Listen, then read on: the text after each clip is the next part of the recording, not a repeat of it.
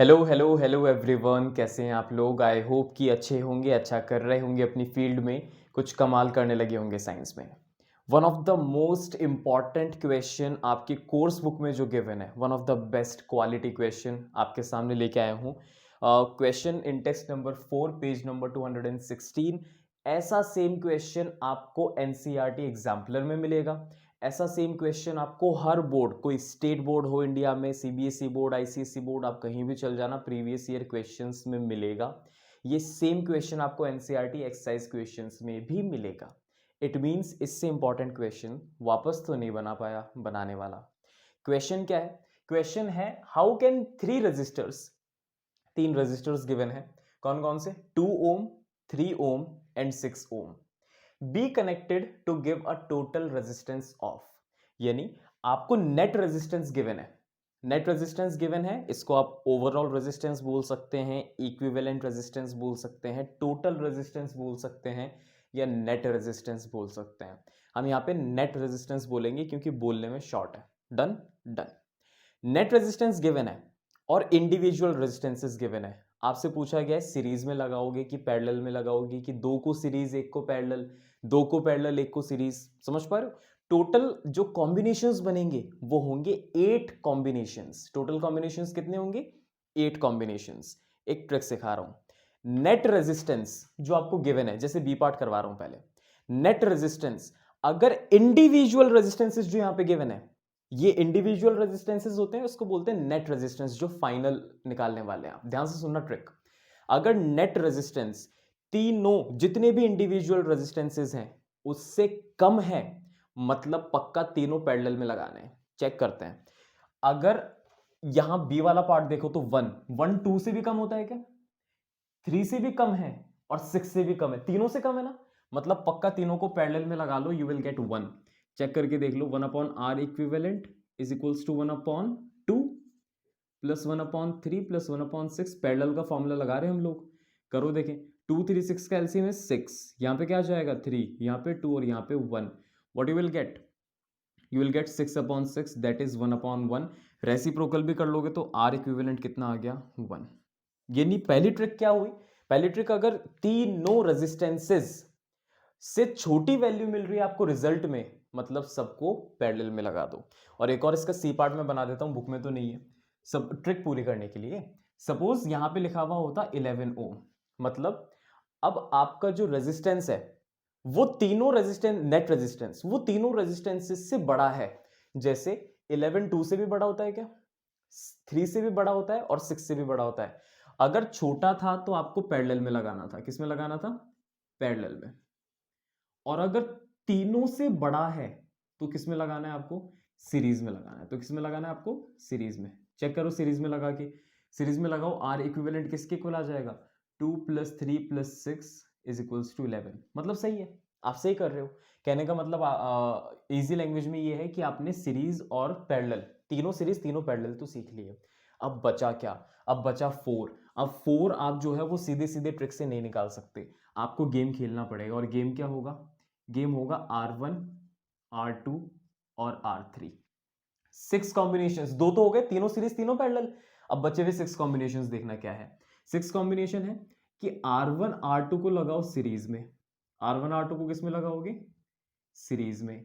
और रिजल्ट में R3 को लगा दो पैरेलल में। जैसे मैं फर्स्ट कॉम्बिनेशन बताता हूं आपको।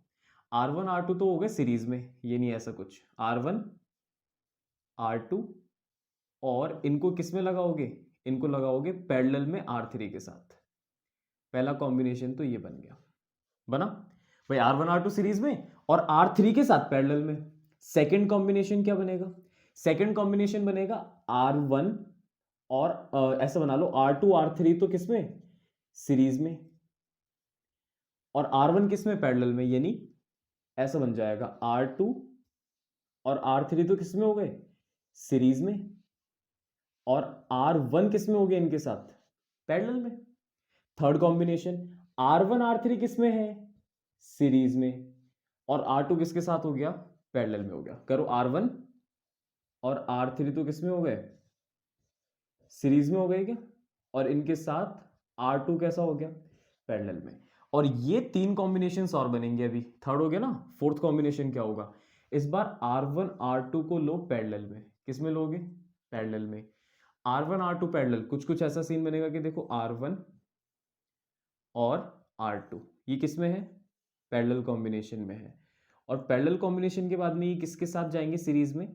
R3 के साथ जाएंगे सीरीज में। भाई तीनों सीरीज, तीनों पैरेलल तो कर लिए ना, अब तो सीरीज पैरेलल चलेंगे साथ में।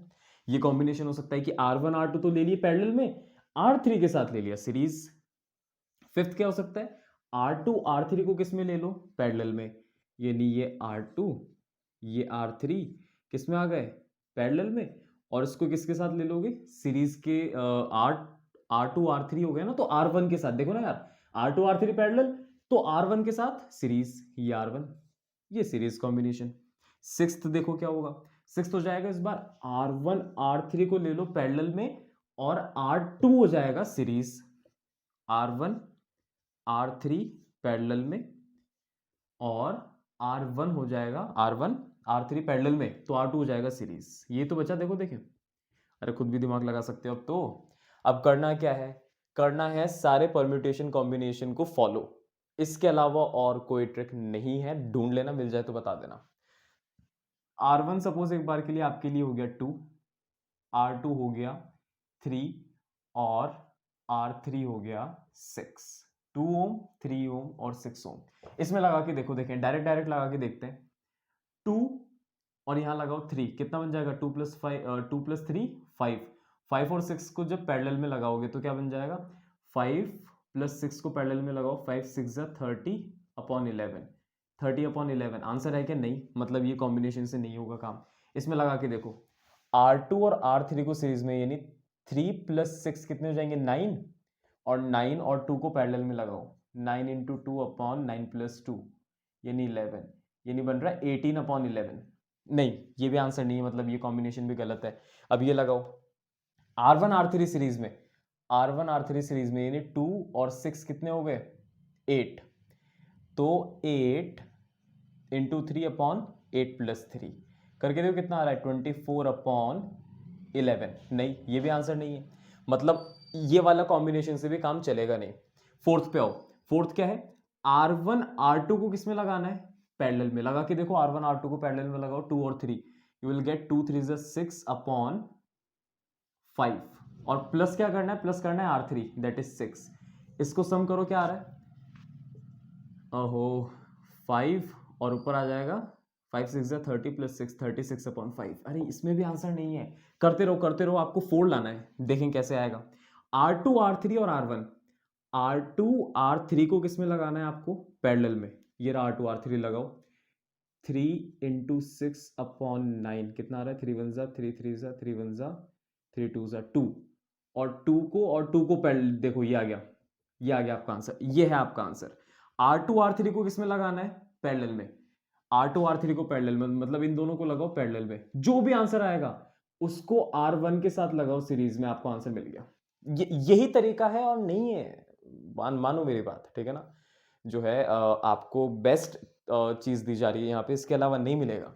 तो द मेथड इज, आप सीरीज पैरेलल के कॉम्बिनेशन परम्यूटेशन बनाइए, जो आपका लक होगा उसके अकॉर्डिंग आपको धीरे धीरे मिल जाएगा, ठीक है ना? हाँ, ये इस पे कमांड होनी चाहिए। अगर आप पैरेलल में उलझे हुए हो, सीरीज में, ये मैं कैसे कर पा रहा हूँ? अगर कोई दो चीजें सीरीज में, तो R1 R2 आप ऐड कर सकते हो, और अगर पैरेलल कॉम्बिनेशन में, तो एक फॉर्मूला होता है छोटा सा, इसमें रेसिप्रोकल भी नहीं करना। R1 को R2 से मल्टीप्लाई करो और अपॉन में ऐड कर दो। मैं यही तो कर रहा हूँ इतनी देर से। जैसे 3 और 6 को इसमें पैरेलल में लगाया था ना मैंने, कैसे किया देखो, 3 × 6 अपॉन 3 + 6 9। सॉल्व करो, इससे आंसर आ जाएगा। 3 और 6 को पैरेलल में और 2 के साथ सीरीज में, ये आपका आंसर हो गया। चलो, ऐसे ही मजेदार सॉल्यूशंस के लिए अच्छा पहले स्क्रीनशॉट अगर कुछ लेना चाहते हो तो एक ब्लैंक स्क्रीन आपके सामने है।